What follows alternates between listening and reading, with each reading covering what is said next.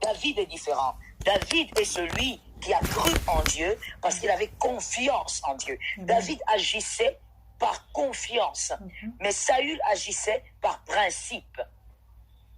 Et c'est ce qui a coulé Saül. C'est ce qui a fait tomber Saül. Parce que lui, il agissait par confiance. Il agissait par principe. Mais David, lui, il agissait par confiance. Et donc, il faut agir par confiance. Et donc, il faut croire que Dieu, il est le Dieu qui peut tout. Pourquoi? Parce que je lui fais confiance. Pourquoi je dois avoir une plus grande foi? Parce que je fais confiance en celui que je n'ai jamais vu, mais qui a fait ses preuves dans ma vie.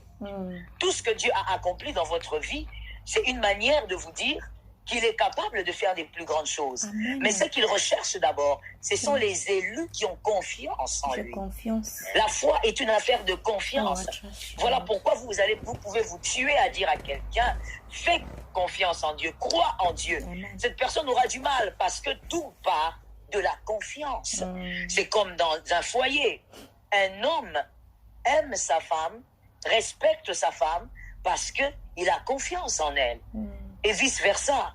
Un foyer où il n'y a pas de confiance, il n'y a pas aussi de foi. Le mari ne peut pas avoir foi en sa femme si il n'a pas confiance. Et la femme ne peut pas avoir foi à son mari si elle n'a pas confiance. Donc Dieu recherche au fait la foi parce que c'est par la foi que nous pouvons dire que cet homme a confiance en Dieu. Et nous voyons aussi la même chose avec Pierre. Pourquoi Christ choisit Pierre? Pourquoi c'est lui qu'on choisit pour rester avec la clé de l'Église? Pourquoi c'est lui qu'on choisit pour diriger l'Église? Parce que Pierre, au fur et à mesure qu'il vivait avec Dieu, vous verrez même par rapport à toutes les questions qu'il a eu à poser à Christ, nous comprenons que Pierre était en train de bâtir sa confiance en Christ. Amen. Toutes les questions qu'il posait, qui peuvent sembler bizarres, mais c'était une manière pour lui de bâtir sa confiance en Christ. Et Christ n'a pas laissé la clé à celui qu'il aimait beaucoup, c'est-à-dire Jean, mais Christ laisse la clé à celui qui avait confiance en lui. Et c'était Pierre. Pierre avait confiance en Jésus, malgré son petit temps d'égarement. Et Christ a même dit, j'ai prié pour toi. Et vous verrez qu'il est revenu. Et quand vous lisez l'histoire, vous lisez la tradition, vous verrez que Pierre fait partie des disciples qui est mort, crucifié. Et il a même dit, ne me crucifiez pas comme le maître. Je veux être crucifié la tête en bas et les pieds en haut. Ça, c'est la tradition qui raconte. C'est pour dire que Dieu a besoin de ta foi parce qu'il veut vivre avec toi dans une atmosphère de confiance. On ne peut pas croire si on n'a pas confiance. Voilà. Tout part par la confiance. Tout part de la confiance. Et donc, aujourd'hui, je t'exhorte non seulement de croire, d'avoir la foi en Dieu, mais de bâtir aussi la confiance que tu as pour Dieu. Bâtis-la tous les jours. Rien ne se fait tout seul. Rien ne se fait parce qu'on parle beaucoup en langue et qu'on entre beaucoup en retraite. Il y a des choses qui se bâtissent. C'est une relation. C'est ainsi que nous parlons d'intimité avec le Saint-Esprit. C'est comme une relation que tu as avec un ami, une relation avec la relation avec ton mari, avec ta femme. Ça se bâtit. Ce que tu ne bâtis pas ne peut pas croître. La confiance que tu as en Dieu aujourd'hui ne doit pas être la même que tu auras en Dieu d'ici 4 ans, d'ici 5 ans. Tu dois bâtir une autre confiance. Et ça se bâtit et ça augmente la foi. Et mais voilà, j'étais en train de dire que comme toutes les bonnes choses, il y a la bonne foi, il y a aussi la mauvaise foi. Et généralement, quand on manifeste la mauvaise foi, sans le savoir, puisqu'on est ignorant, quand on manifeste la mauvaise foi, on attend aussi des résultats. Mais des résultats qui ne viendront jamais. Des résultats qui ne se feront jamais. C'est ainsi que j'ai dit, il y a des gens, par la mauvaise foi, en manifestant une mauvaise foi, vous risquez d'attendre des choses qui n'arrivent pas, mais vous gaspillez aussi le temps dans votre temps. Votre temps, c'est quoi? Votre temps, c'est le temps que Dieu vous a donné sur terre. Votre temps, c'est le temps de votre destinée. Tout est chronométré, monsieur. Tout est chronométré, madame. Vous avez un temps à vivre sur terre et vous avez une mission à accomplir, si en tout cas vous êtes un élu. Et donc, dans le temps que Dieu vous a donné, ne perdez pas ce qui est à vous. Ne gaspillez pas le temps que Dieu vous donne. Ne manifestez pas une mauvaise foi parce que vous allez attendre 15 ans une chose qui ne peut pas vous arriver parce que vous n'avez pas la bonne position pour la faire arriver. Parce que vous avez mal compris la notion de la foi. Vous avez mal défini ce qu'était la foi, en tout cas la bonne foi. Et donc, nous voyons ici, dans Ecclésiaste 3, 1 à 15, que la parole est en train de dire chaque chose a son temps. Sous le soleil, chaque chose a son temps. Oh, j'aimerais dire quelque chose que les gens n'aiment pas entendre, mais moi j'aime bien dire les choses que les gens n'aiment pas entendre. Voilà. En tout cas, quand c'est poussé par l'esprit, je le dis. Il faut dire. C'est que les gens n'aiment pas qu'on leur dise que vous pouvez manifester la foi tout le temps, mais vous ne pouvez pas tout avoir tout le temps. Non. Il y a un temps où il faut avoir Isaac, mais il y a un temps aussi qu'il faut voir Isaac grandir. Voilà. Il y a un temps où Joseph doit naître. Il y a un temps où Joseph doit être chez Potiphar. Voilà. Joseph ne doit pas être chez Potiphar au mauvais moment. Voilà. Il y a un temps où Élisabeth doit tomber enceinte. Il y a un temps aussi où Marie doit tomber enceinte. Élisabeth ne peut pas tomber enceinte un peu plus tôt, dans la trentaine ou encore dans la quarantaine. Parce que si elle tombe enceinte, Élisabeth, de Jean-Baptiste, eh bien, Marie, elle est encore une petite fille, elle ne pourra pas tomber enceinte. Et comment donc va se passer la rencontre entre Jean-Baptiste et le Messie dans les entrailles? Or, Jean-Baptiste, dans les entrailles de sa mère, doit déjà faire une rencontre avec le Messie dans les entrailles de Marie. Et donc, Élisabeth doit vieillir. Quand elle vieillit, elle laisse le temps à Marie de grandir pour que Marie soit aussi capable de porter la grossesse. Et que la rencontre, donc, entre les deux hommes extraordinaires soit possible. C'est pour vous dire que, attention à ce qu'on entend, attention aux enseignements erronés. On peut manifester la foi tout le temps, mais on ne peut pas tout avoir tout le temps. Il y a des choses qui sont chronométrées. Il y a des choses que Dieu a fixées pour un temps. Et le livre de l'Ecclésiaste nous le dit. Il y a des choses qui doivent vous arriver, monsieur, je veux vous le dire aujourd'hui en face. Il y a des choses qui doivent vous arriver seulement avant l'adolescence. D'autres encore avant la trentaine. D'autres pendant la trentaine. David ne peut pas être roi à 40 ans. David doit être roi à 30 ans. C'est le chrono de Dieu. Voilà. Joseph doit être ministre à 30 ans. C'est le chrono de Dieu. Jésus de Nazareth doit commencer le ministère à 30 ans. C'est le chrono de Dieu. Je veux que quelqu'un, en m'écoutant, me dise avec foi, il y a le chrono de Dieu. Il y a le chrono de Dieu. Tout homme, toute destinée a le chrono. Vous devez le savoir. Sinon, vous risquerez de dire un jour, non, les prédicateurs nous ont rendu un mauvais service. Ils nous ont fait croire qu'il suffisait d'être là et de voir les choses arriver à n'importe quel moment. Non, chaque chose a son temps. Voilà. Chaque chose a sa place. Et donc, ne perdez pas le temps en manifestant une mauvaise foi, une fausse foi, si vous voulez. Ne perdez pas le temps. Votre temps est précieux. J'ai l'habitude de dire, dans la vie chrétienne, il y a des Abraham, il y a aussi des Joseph. Les Abraham, c'est ceux que Dieu éprouve pendant longtemps et qui vivent des miracles, des fois à l'âge assez avancé. Mais c'est leur destinée et ils sont bénis comme ça. C'est leur gloire. Leur gloire est attachée à cette épreuve qui dure. Mais il y a aussi dans la destinée des Joseph. Ces personnes-là, ils ont aussi leurs épreuves. Mais déjà à 30 ans, ils doivent accomplir des prouesses. Monsieur, ne soyez pas là en train de dire, écoutez, mon voisin a attendu 99 ans, comme Abraham, donc moi aussi je vais attendre autant d'années. Vous êtes peut-être un Joseph, vous êtes peut-être un David, peut-être que vous n'êtes pas un Abraham.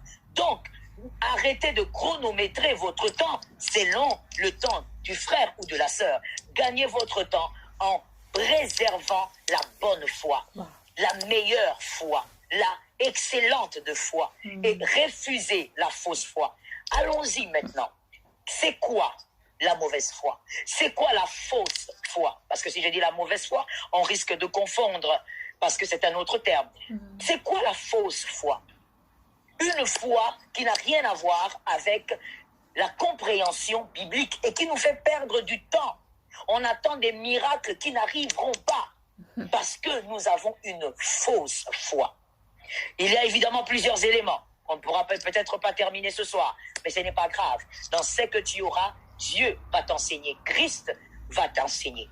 Le premier élément que je relève, on a une mauvaise foi, on a une fausse foi lorsque on aime Dieu, on croit en Dieu, mais on n'aime pas le prochain.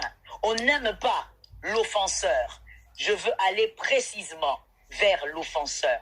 Quand je parle d'offenseur, je parle donc de quelqu'un qui vous a fait du mal. Quand je parle d'offenseur, je parle donc de quelqu'un qui vous a lésé, qui vous a blessé, qui a déstabilisé vos émotions, d'une personne qui a joué avec vos sentiments. Je parle de cette personne-là qui vous a fait des choses que vous avez eu du mal à réparer au niveau de votre cœur. Écoutez-moi, vous devez détester l'offense, mais vous devez aimer l'offenseur. Détester l'offense, c'est-à-dire ce qu'on a vécu, ce qui a failli vous détruire. Parce que vous ne pouvez pas être détruit, vous êtes un vaillant, vous êtes une vaillante. Vous êtes un élu, donc rien ne peut vous détruire, je le crois. Donc, vous pouvez détester l'événement malheureux qui vous est arrivé, qui a failli vous déstabiliser. Mais vous avez le devoir d'aimer l'offenseur. Oui, c'est difficile, mais c'est possible. N'oubliez pas que Christ ne nous a pas rachetés pour que nous soyons seulement humains. Christ nous a rachetés pour que nous entrions dans la dimension du surnaturel. Et la dimension du surnaturel, c'est de vivre par l'Esprit, c'est-à-dire par le Saint-Esprit. Il est difficile de pardonner à celui qui vous a blessé. Il est difficile de pardonner, je vais donner un exemple fort, à celui qui a peut-être tué votre frère, qui a peut-être occasionné la mort de votre femme, de votre mari. Il est difficile, quelqu'un d'autre me dirait même, il est impossible. Mais avec le Saint-Esprit, il est possible de pardonner. Il est possible de pardonner tout en regardant cet événement comme un événement insupportable.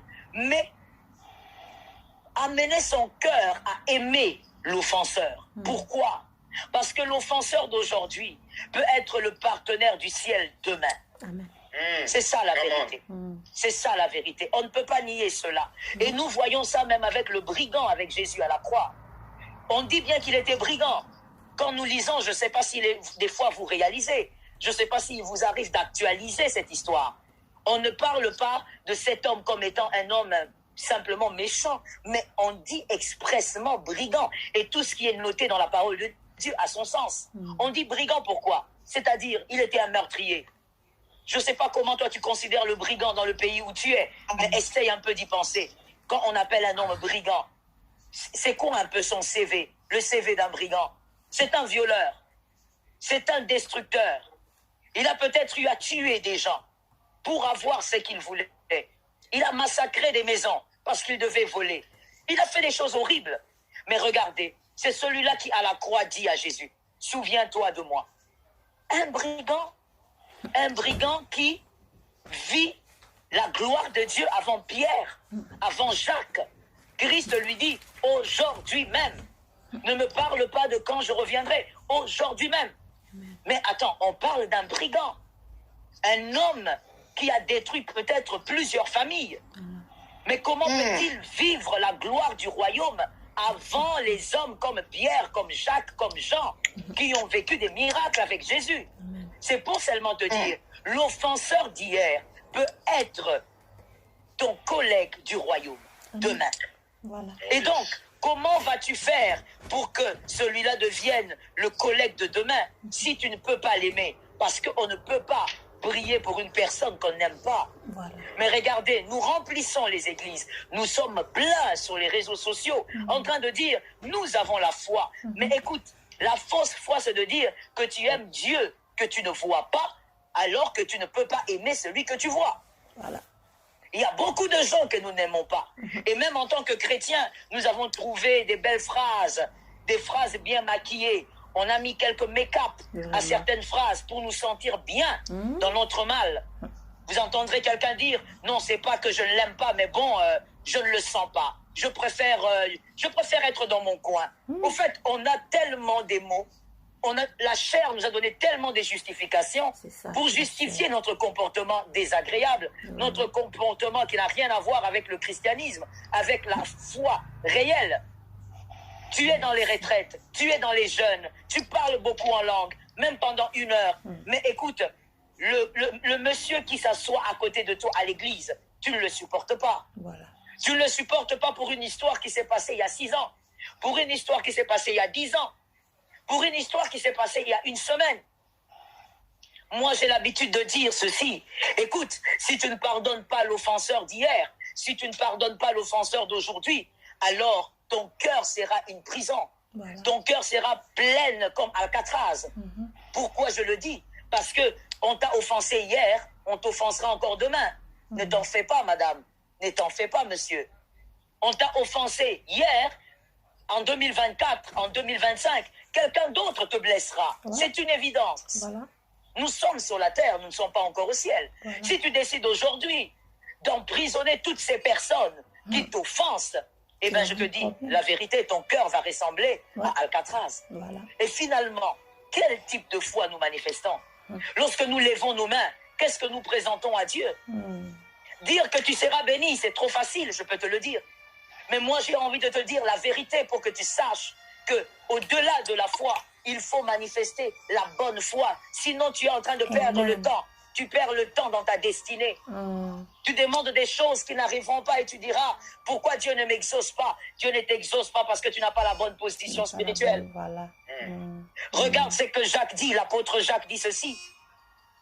Vous demandez, vous ne recevez pas parce que vous demandez mal. Jacques 4:3. Voilà. Ce sont les versets qui devraient normalement nous faire réfléchir. C'est ça. Vous demandez, mais vous ne recevez pas. Voilà. Et l'apôtre Jacques précise, c'est parce que vous demandez mal. Ce n'est pas parce que vous n'avez pas fait 12 heures de prière. Voilà. Ce n'est pas parce que vous n'avez pas jeûné toute la semaine. Oh non, c'est parce que vous demandez mal. Mais c'est quoi demander mal? On demande mal quand on croit aux mauvaises choses. Voilà. On demande mal quand on croit de la mauvaise manière. Tu crois que Dieu peut t'exaucer et en même temps, tu as de la haine pour un autre. Tu as de la haine pour celui-là. Tu as de la haine pour cette dame-là. Tu as de la rancune jusqu'aujourd'hui. Et qu'est-ce que tu te dis? La chair est en train de te tromper. La chair te donne des justifications comme quoi? Tu es l'enfant chéri de Jésus? Tu te dis quoi? Tu te dis que le mal qu'on t'a fait est tellement grand que Jésus est de ton côté. Ne t'inquiète pas, mon frère. Ne t'inquiète pas, ma sœur. Jésus est de ton côté, mais il est aussi du côté de celui-là qui doit donner sa vie à Jésus. Il est aussi du côté de celui-là qui n'a pas encore compris que vivre dans le péché et détruire les vies des autres est un mal. Jésus est aussi de son côté pour l'amener vers la lumière. La Bible dit d'ailleurs qu'il y a des brebis qui ne sont pas encore dans la bergerie. Voilà. Mais notre responsabilité, c'est d'aimer tous les hommes. C'est de prier pour tous les hommes. C'est d'être capable de demander au Saint-Esprit de pardonner ces hommes et de nous aider à les pardonner. Yes. Pour avoir les genoux à terre et avoir des cœurs libérés, manifester une bonne foi et vivre le miracle. Amen. Mais ne pas avoir des obstacles de miracle. Haïr ton frère, c'est un obstacle au miracle. Yeah. Avoir de la rancune envers ta sœur, c'est un obstacle au miracle. Il ne faut pas qu'on se trompe. Le miracle est une merveille, ou le miracle est une chose excellente qui atterrit sur un cœur qui aime Dieu et qui aime les hommes. Amen. En tant que chrétien, tu ne peux pas me dire, en tant qu'élu, tu ne peux pas me dire, il y a des gens que je ne pardonnerai jamais. Non. Mais si tu ne pardonneras jamais à ces personnes, comment tu feras pour vivre ta chrétienté pleinement? Comment tu feras pour vivre ta chrétienté solidement? Vraiment. Alors qu'il y a des gens que tu as déjà fixés dans ta tête, je ne pourrai jamais pardonner. Écoute mon frère, ma sœur, je t'assure, avec le Saint-Esprit, tout est pardonnable. Amen. Je t'assure. Ouais. Seulement parce que nous sommes sur les réseaux sociaux, il y a certaines choses, certains témoignages qu'on ne peut pas donner, mais je t'assure mon frère, tout est pardonnable. Yeah. Tout. Même celui qui met du poison dans la nourriture de ton frère, de ton frère biologique. Tu perds ton frère biologique. Ça va te faire mal. Ça va te ronger pendant peut-être même des années. Mais par le Saint-Esprit, tout est pardonnable. Parce que le Seigneur veut nous amener dans cette dimension. Vous savez, madame, monsieur, la dimension de la spiritualité élevé, ce n'est pas seulement le parler en langue, ce n'est pas seulement les grandes révélations, ce n'est pas seulement les grandes prophéties, mais c'est aussi la capacité, par le Saint-Esprit évidemment, d'aimer l'offenseur, de prier pour lui, de voir cet offenseur un jour donner sa vie à Jésus, ou cet offenseur dire « je me répands, je t'ai fait beaucoup de mal, je me répands et que Jésus me pardonne ». Bien aimé, c'est le royaume qui gagne. Lorsque ton offenseur a encore un cœur qui est manipulé par le diable et que toi tu n'arrives pas à pardonner, le diable vous manipule tous, il faut se le dire. La manipulation diabolique, ce n'est pas seulement de voir dans ton rêve un esprit incube ou un esprit succube. Ce n'est pas seulement de voir dans ton rêve un esprit qui te pourchasse. Oh non! Mais la manipulation diabolique, c'est aussi le fait que le diable vous manipule tous. Il veut vous empêcher de vous aimer. Et il brandit tout le temps l'offense. Il te rappelle, regarde ce qu'on t'avait fait. Est-ce que tu penses que tu peux pardonner un homme comme ça? Regarde ce qu'il a voulu faire de ta vie. Tu lui as fait du bien, mais regarde comment il t'a traité. Il t'a payé en monnaie de singe. Il ne mérite pas ton amour. Je veux rappeler à quelqu'un quelque chose que le Saint-Esprit m'a toujours rappelé. Est-ce que toi et moi, nous méritons l'amour du Saint-Esprit? Est-ce que toi et moi, nous méritons l'amour du Christ? S'il faudrait vraiment que tu regardes les pages de ta vie, que tu passes les pages de ta vie, est-ce que nous méritons cet amour? Pas plus tard qu'hier, il y a des gens au milieu de nous, maintenant que nous sommes en train de suivre cet enseignement, il y a des gens qui ont blessé Christ, pas plus tard qu'hier. Pas plus tard que ce matin, il y a des gens qui ont fait des choses horribles. Mais des personnes qui se disent chrétiennes, est-ce que Christ ne t'a pas pardonné après la repentance? Est-ce que vraiment des fois, quand nous nous asseyons sincèrement face à nos vies, est-ce que nous méritons l'amour de Jésus? Tous les jours, Jésus nous tend la perche et tous les jours, nous humilions Jésus. Mais il est disposé à nous assister parce qu'il croit en nous. Écoute, je veux te dire, mon frère, ma sœur, crois en celui-là comme Christ a cru en toi. J'entends souvent les gens dire, oh, moi, Dieu m'a pris de très bas. Moi, Dieu m'a pris de la bassesse. Moi, je n'étais rien du tout. C'est Dieu qui m'a fait, qui m'a élevé. C'est Dieu qui m'a fait ceci ou cela. Oh, je dis gloire à Dieu. Moi, j'acclame ces genres de témoignages. Mais écoutez, c'est la même chose. C'est Dieu-là qui t'a pris de nulle part.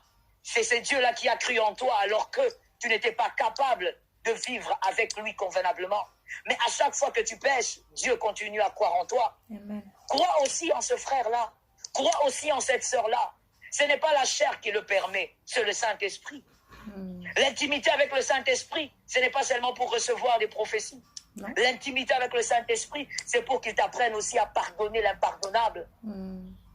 Accepter des fois, accepter de pardonner des fois la personne qui ne mérite pas ton pardon.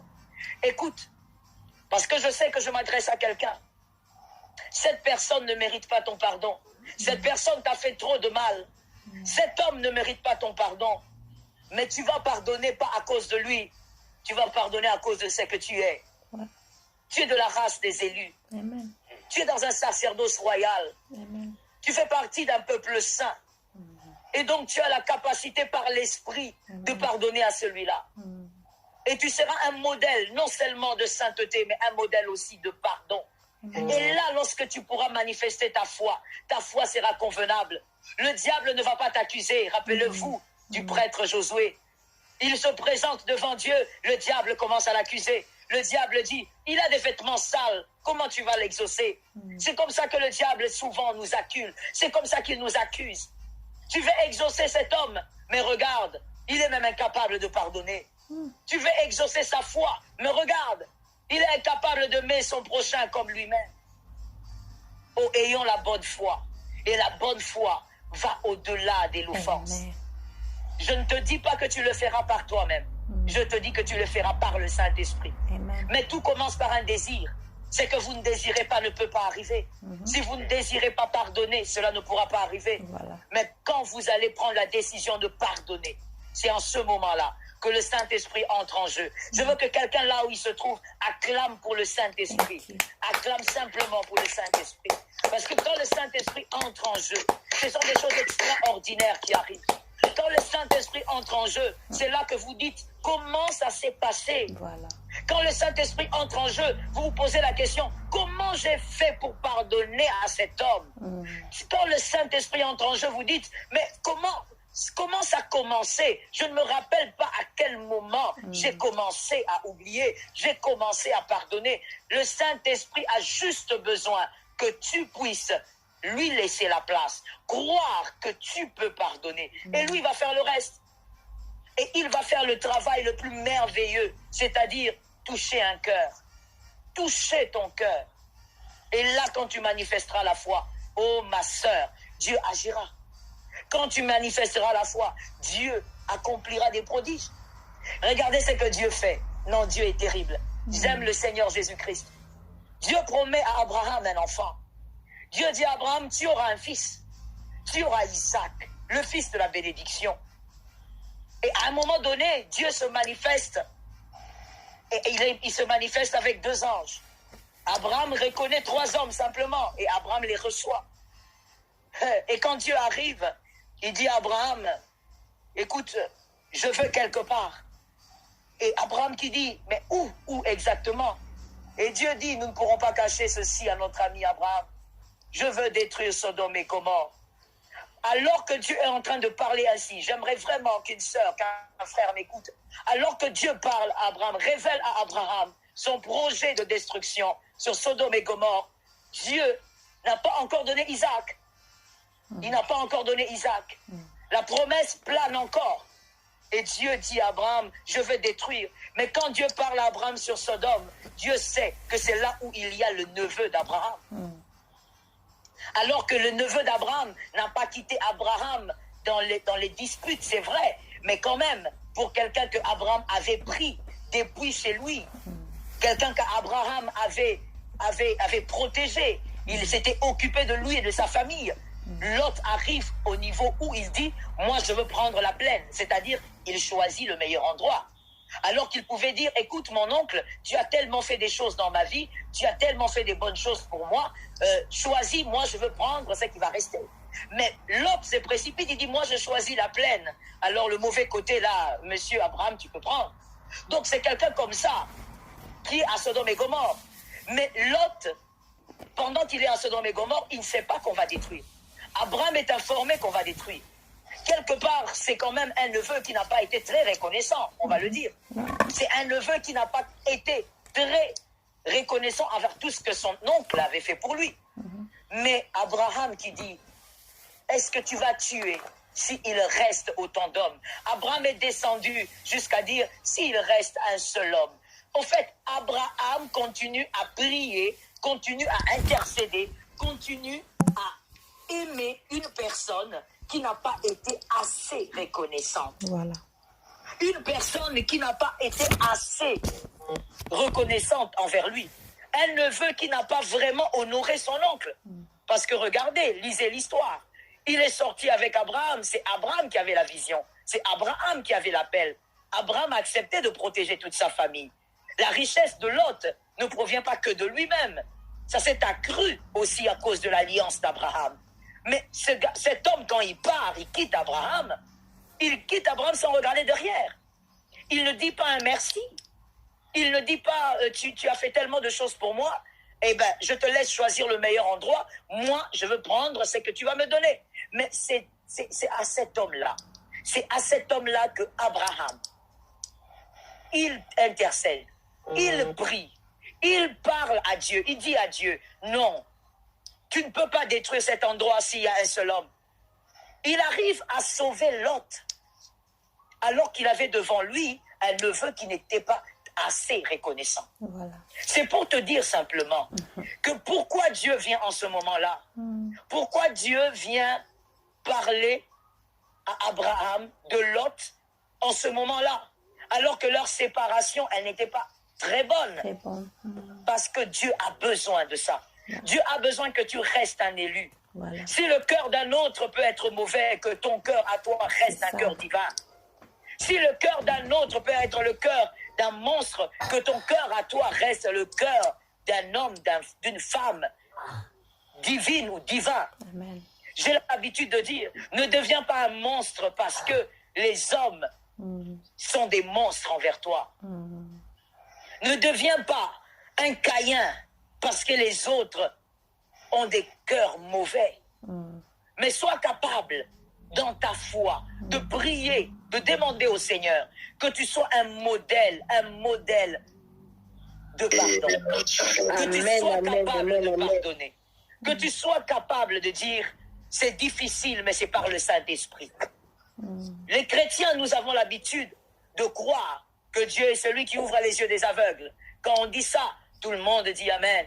Quand on dit Dieu, il lève les paralytiques, tout le monde est d'accord. Mais quand on dit Dieu, il est celui qui t'aide aussi à pardonner l'offenseur qui t'a blessé, qui t'a déstabilisé. Alors là, on ne veut plus dire Amen.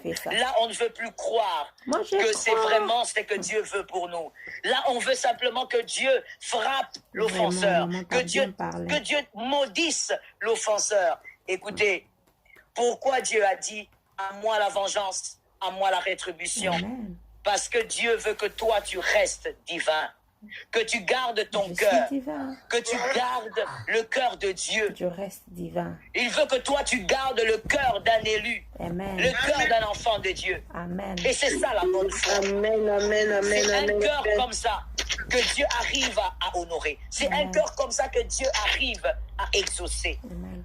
Je finis en disant, le deuxième élément, lorsqu'on n'a pas une bonne foi, lorsqu'on a une fausse foi, on pense que Dieu, lorsqu'il parle, lorsqu'il se révèle à nous, Dieu doit tout faire pour que ce qu'il a dit s'accomplisse. Dieu parle et vous avez votre part. Et même si Dieu va agir aussi pour l'accomplissement de la promesse, mais vous avez aussi votre part. Voilà pourquoi les personnes qui reçoivent, toute personne peut recevoir une révélation. Toute personne peut recevoir une prophétie. Mais toute personne ne vit pas l'accomplissement de la prophétie. Voilà. Toute personne ne vit pas la réalisation de la promesse. Pourquoi? Parce que des fois, nous pensons que la promesse, les révélations sont des berceuses. Donc, nous nous berçons dedans et nous attendons. C'est Dieu qui va faire. Moi, je suis grand. Moi, Dieu m'a dit, je suis puissant. Moi, Dieu m'a dit, je suis. Écoutez, Dieu parle aux travailleurs, c'est-à-dire aux personnes qui sont capables de travailler pour aller vers l'accomplissement de leur prophétie. N'oubliez pas que le premier homme que Dieu avait créé, Adam, il n'a pas créé un paresseux. Il lui a dit, Amen, maman. garde le jardin, entretiens le jardin. La prophétie que vous recevez, les messages que vous recevez dans vos songes, la révélation que vous avez sur votre vie ou encore votre année 2021, toutes ces choses sont votre jardin d'Éden. Voilà. Vous devez entretenir et travailler le jardin. L'accomplissement des prophéties n'arrive pas aux paresseux. Voilà. Aux personnes qui attendent. Aux personnes qui disent Dieu va tout faire, Dieu il va tout accomplir. Restez là Écoutez, seulement. justement, Jésus a tout accompli pour que vous fassiez aussi votre part. Voilà. Faites votre part. Voilà. La bonne foi, c'est une foi qui comprend que quand Dieu parle, j'ai aussi ma part dans l'affaire. Voilà. Écoutez, Dieu peut vous dire, comme Joseph, vos frères vont s'incliner devant vous. Mais comment ils vont s'incliner? Parce que le Pharaon aura l'interprétation du rêve. Mais avant d'interpréter le rêve de Pharaon, monsieur, vous devez vous entraîner. Interpréter le rêve de l'échanson et du panétier. Voilà. Vous devez vous entraîner. Alléluia. Vous devez travailler pour aller vers votre prophétie. Amen. Dieu vous a dit que vous serez, je ne sais pas, parmi les plus grands chanteurs ou chanteuses de ce temps. Mais attendez, travaillez votre voix. Voilà. Travaillez votre voix. Et ne mangez pas n'importe quoi en disant, non, de toutes les manières, c'est l'onction qui passe par la voix. C'est par l'onction que je serai élevé. Mais non. L'onction ne chante pas. L'onction met le cabote dans votre chant. L'onction impose la gloire dans votre chant. Voilà. Ce n'est pas l'onction qui va venir travailler votre voix. Travaillez la voix. Voilà. C'est pour vous dire que vous devez travailler. Lorsque vous recevez un message, lorsque vous recevez une révélation, lorsque vous lisez la parole de Dieu, Dieu vous fortifie.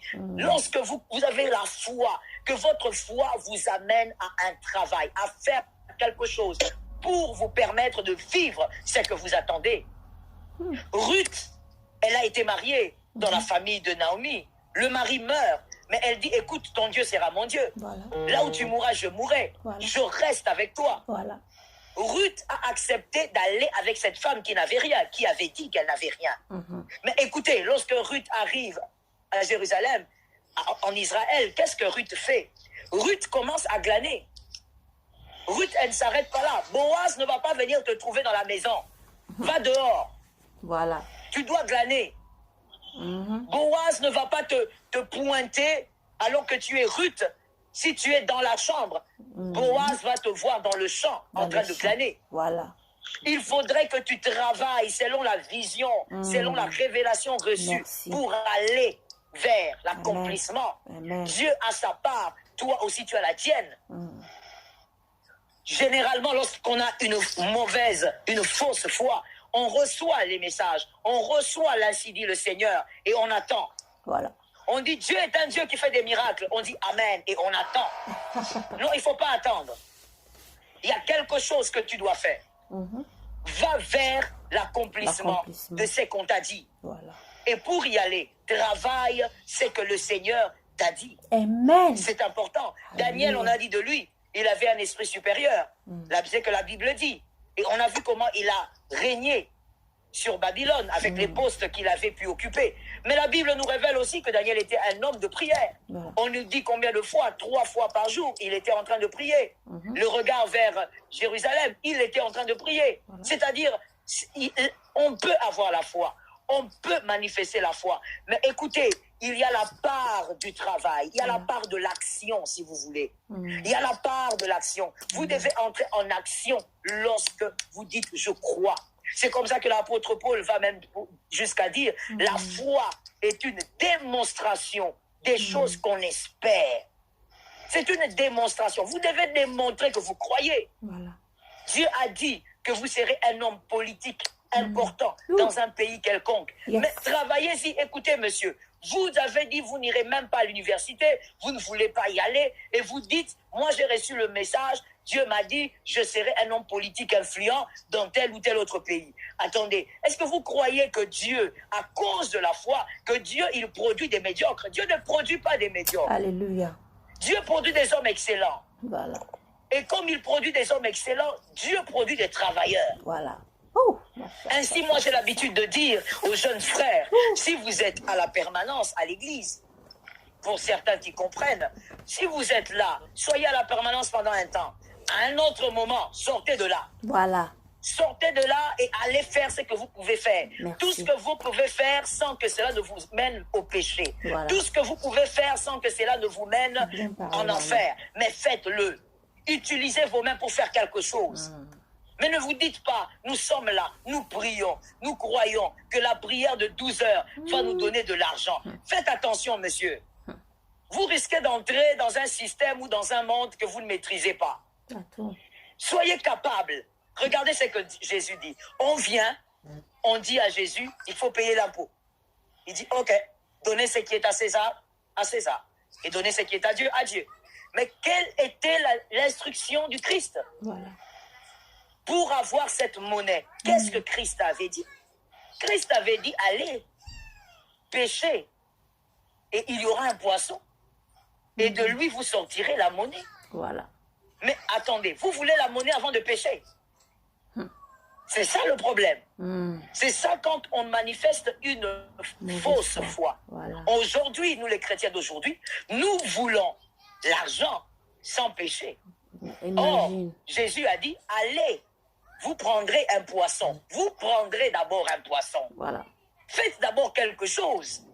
Agissez d'abord. Et après avoir agi, l'onction va créer le kabod dans ce que vous faites. Et vous allez donc aller vers l'accomplissement de la promesse. Amen. Sinon, vous allez perdre votre temps. Vous allez dire, j'ai cru, mais je n'ai rien vu. Tu as cru, c'est bien. Mais écoute, tu dois toujours associer la foi avec l'action. C'est ça la bonne foi. C'est ça la foi biblique. Tu as cru, c'est bien. Mais après avoir cru, qu'est-ce que tu as fait de concret? Où est ton bâton? Moïse a voulu accepter de suivre Dieu. Dieu lui a dit, tu vas libérer le peuple. Mais Dieu lui a dit en même temps, qu'est-ce que tu as en main? alors que c'est toi, Dieu, qui m'envoie. Tu pouvais me donner aussi un bâton mystique. Mais Dieu lui dit, je veux utiliser ce que tu as en main. Et donc, il est important que nous sachions que lorsque nous croyons, et nous nous limitons à dire que nous croyons, sans associer à la foi les œuvres, les actes, nous sommes entrés dans une fausse foi. Nous allons gaspiller le temps, nous allons gaspiller même de l'énergie, nous allons gaspiller les heures de notre destinée, et nous risquons un jour d'être déçus par la foi, alors que la foi ne déçoit jamais. La foi en Christ ne déçoit pas. Jamais. Quand on la prend bien, quand on la comprend bien, quand on la pratique bien, la foi en Jésus ne déçoit pas. Voilà ce que j'avais à partager avec toi ce soir. Merci et j'espère par la grâce de Dieu que ça a renouvelé ton intelligence, ça a pu toucher à un élément dans ton intelligence qui a imposé une nouvelle perception des choses pour voir et pour vivre aussi une foi extraordinaire, une foi agissante. Tuons la fausse foi et établissons la bonne. Et j'aimerais prier avec vous, si c'est possible. Je veux prier avec toutes les personnes qui ont été capables d'être avec nous, connectées avec nous, écoutant la parole de Dieu. C'est une bénédiction que de se connecter pour écouter la parole de Dieu. J'aimerais prier tous avec vous et j'aimerais recommander le cœur, surtout des personnes qui ont été blessées et qui se sentent aujourd'hui dans l'incapacité de pardonner, qui ne savent même pas comment elles vont commencer à pardonner parce que ça a été tellement profond, la douleur a été tellement grande. Mais je veux prier avec ces personnes parce que je crois au Dieu qui guérit les blessures, je crois au Dieu qui nous aide à pardonner et je crois au Saint-Esprit qui nous aide à porter ce qui est plus lourd, que nous. Comme il dit lui-même, venez à moi, vous tous qui êtes fatigués et chargés, je vous donnerai le repos. Et Christ ne ment pas, il donne le repos. Je veux donc prier avec vous. Et si vous vous sentez concerné par le premier point, c'est-à-dire vous avez du mal à pardonner, vous avez du mal à pardonner à votre offenseur, à supporter votre offenseur, à aimer votre offenseur, mettez simplement la main droite sur votre poitrine et je veux déclarer par le Saint-Esprit. Père éternel, Dieu vivant, Dieu fidèle et incomparable, je te recommande mon frère, ma sœur. Oui, son cœur a besoin de toi. Son cœur a besoin d'être ravitaillé, Seigneur, de ta force, de ton amour, parce qu'il a du mal à pardonner, il a du mal à oublier. Quand il pense à ce qui s'est passé, les larmes coulent de ses yeux. Seigneur, tu es le seul capable de nous aider d'aller au-delà de l'offense, d'aller au-delà de l'offenseur. Père, tu es le seul capable d'aider mon frère à oublier cette histoire, à oublier cette douleur, à ne plus ressentir ce poids qui pèse dans son cœur. Je te prie de l'aider, je te prie de le soutenir, que la grâce soit sur lui, que la grâce soit sur ma sœur. Puissant d'Israël, il y a une femme qui a besoin de ça. Il y a une femme qui a été tellement blessée par son mari.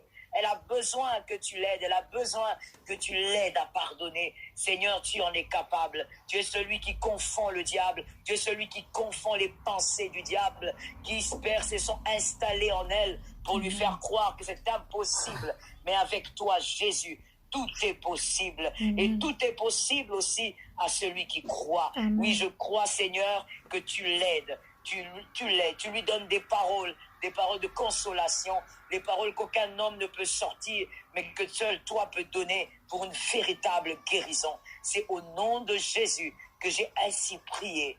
Amen. Amen.